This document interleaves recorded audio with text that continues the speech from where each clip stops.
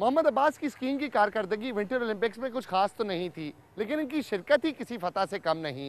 पाकिस्तान से पहले winter Olympics में किसी इंसान ने हिस्सा नहीं लिया, लेकिन गिलगित से ताल्लुक रखने वाला ये नौजवान कनाडा जरूर पहुंचा। पाकिस्तान के विंटर ओलंपिक्स में हिस्सा लेने वाले पहले पाकिस्तानी मोहम्मद अब्बास को अपनी मंजिल तक पहुंचने में बड़े कठिन मराहिल से गुजरना पड़ा। उनको वो दिन आज भी याद है जब वो और उनके दोस्त अपने पैरों के नीचे बर्फ से फिसलने वाले तख्ते लगाकर स्कीइंग की कोशिश किया करते थे।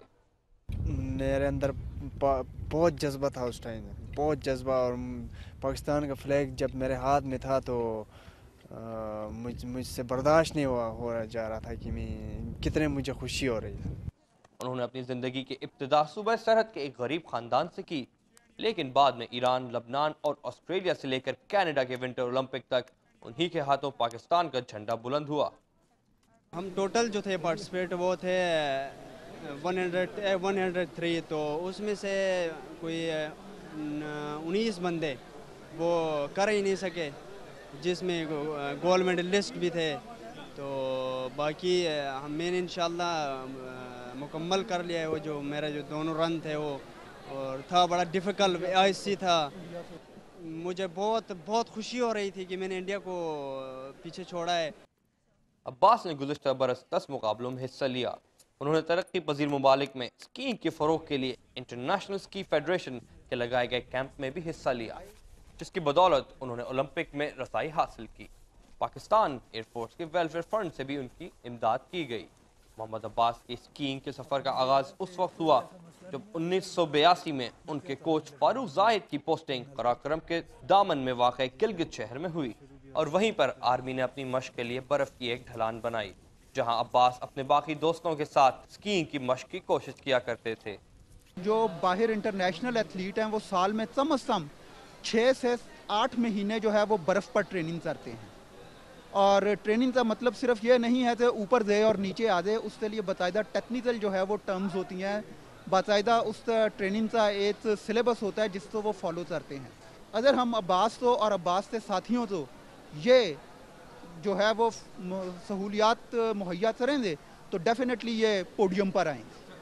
पाकिस्तान ने फारूक के तजुर्बे का फ़ायदा हासिल करते हुए बग़ैर किसी खारजी इमदाद के अपने मुल्क के लिए ओलंपिक की टीम बनाई। ये हकीकत है कि ऑस्ट्रेलिया और स्विट्ज़रलैंड जैसी तरक्की याफ्ता ममालिक के खिलाड़ियों के मुकाबले में अब्बास को बहुत कम मौके मिले, ताहम फिर भी वो अपने कोच जाहिद फारूक की मदद से ओलंपिक में पहुंचने पर बहुत खुश दिखाई देते हैं। कनाडा से वापसी पर अब्बास को पाकिस्तान एयरफोर्स की तरफ से 5 लाख रुपए का इनाम भी दिया गया। अब्बास की कामयाबी से पाकिस्तान में काफ़ी स्कीयर्स की हौसला अफजाई हुई है, और मुस्तकबिल में हो सकता है कि विंटर ओलंपिक्स में पाकिस्तान एक बड़ी टीम के साथ नजर आए।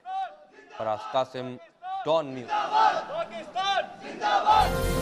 तो जैसे कि आपने देखा, पाकिस्तान के नौजवान खेल की दुनिया में अभी भी सर उठाकर खड़े हुए हैं, और अगर इनकी सही तरह से हौसला अफजाई और तरबियत की जाए तो यकीनन ये आगे भी मुल्क का नाम रोशन करेंगे।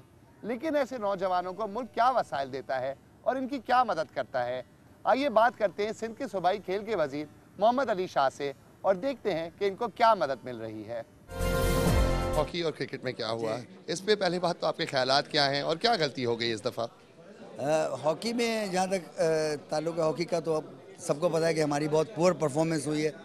लेकिन मेरा ये ख्याल है कि हमारी टीम जितनी कैपेबिलिटी थी और जितनी इनके अंदर काबिलियत थी उतना ये लोग खेले नहीं, और इस चीज़ को बड़ा देखना पड़ेगा गहरी नज़र से कि ऐसा क्यों हुआ। क्या हमारी कोचिंग में कुछ कमी थी, क्या हमारी ट्रेनिंग में कमी थी, या कोचिंग कैंप हमने ज़रा देर में लगाया ट्रेनिंग का, ये क्या हुआ? क्योंकि जो टीम स्पेन को हरा सकती है, स्पेन एक वर्ल्ड क्लास टीम है, उसको हमने शिकस्त दी इसी टूर्नामेंट में। ऑस्ट्रेलिया के ख़िलाफ़ हम बहुत अच्छा खेले, तो इससे हम अंदाज़ा लगा सकते हैं कि टीम में जीतने की सलाहियत थी। क्रिकेट के तो खैर बहरहाल काफ़ी सारे ही मसले सामने आए हैं पिछले कुछ दिनों में, लेकिन ये बातें छोड़ते हुए अगर हम आगे बढ़े तो इंडिविजुअल स्पोर्ट्स में पिछले 6 महीने में पाकिस्तान की कारकर्दगी माशाल्लाह बहुत अच्छी रही है। शुरू करते हैं उस लड़की से जो कि पाकिस्तान में से गई थी सैफ गेम्स में, साउथ एशियन गेम्स में, और गोल्ड मेडल हासिल करके आई। बिल्कुल जी, उनके बारे में थोड़ा बता सकते हैं और बता सकते हैं ये अचीवमेंट्स कैसे हम लोग ला रहे हैं? जी, एक तो बात ये कि उनके कोच बहुत अच्छे थे नसीम हमीद के, और फिर ख़ुद भी नसीम हमीद ने बहुत मेहनत की, और आप देखें कि उनकी तमाम तर ट्रेनिंग पाकिस्तान में हुई, उसके बावजूद उन्होंने इंटरनेशनल लेवल पर गोल्ड मेडल हासिल किया, और वो भी 100 मीटर्स की रेस में।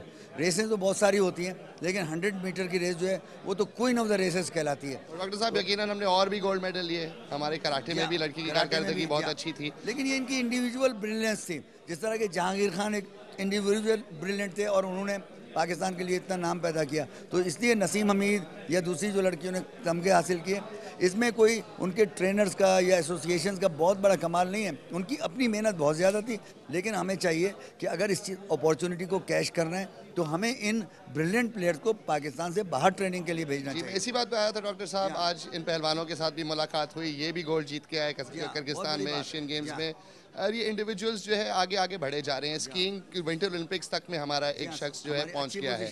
अब आप मुझे बता सकते हैं कि एज ए कंट्री, मुल्क के तौर पे हम इनकी क्या मदद कर रहे हैं, सूबे की तौर पे हम इनकी क्या मदद कर रहे हैं, और क्या क्या कर सकते हैं कि ये जो है हर साल का ही मौका, हर साल इनको मौके मिले। सबसे पहले जो हमारे पहलवान अभी किर्गिस्तान से जीत कर आए हैं, तो हमने उनको 1 लाख रुपए इनाम भी दिया है, उनके लिए स्पेशल फंक्शन भी अरेंज किया है ताकि उनकी हिम्मत अफजाई हो।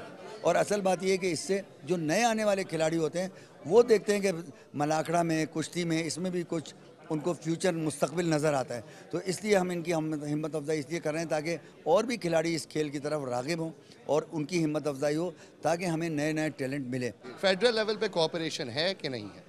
फेडरल लेवल पर रीज़नेबल कोऑपरेशन है, कुछ फंड्स वगैरह की हमें कमी रहती है, लेकिन यहाँ पर सैयद कायम अली शाह का मैं बहुत मशकूर हूँ, हमारे चीफ मिनिस्टर साहब, कि उन्होंने मेरे कहने पर पहली दफ़ा सिंध ओलंपिक एसोसिएशन को कुछ ग्रांट देने का वादा किया है, क्योंकि जब तक हम पैसे नहीं डालेंगे तो हम प्लेयर्स को ट्रेन नहीं कर सकते। इनके पास इंफ्रास्ट्रक्चर और फैसिलिटीज़ प्रॉपर होना चाहिए, ट्रेनिंग इक्विपमेंट, गियर्स होना चाहिए। जब चीज़ें सही होंगी तो फिर हम इंटरनेशनल लेवल के प्लेयर्स प्रोड्यूस करेंगे। तो ये थे पाकिस्तान के उभरते सितारे, जिन्होंने अपनी मदद आप मेहनत करते हुए मुल्क का नाम रोशन किया। और इससे ये बात भी जाहिर होती है कि मुल्क के नासाजगार हालात के बावजूद पाकिस्तान के खिलाड़ी आसमान की बुलंदियां छूने की अहलियत रखते हैं। ऐसे ही दूसरी कहानी का वक्त ख़त्म हो चुका है और मैं आप सबसे अगले हफ्ते मिलूंगा।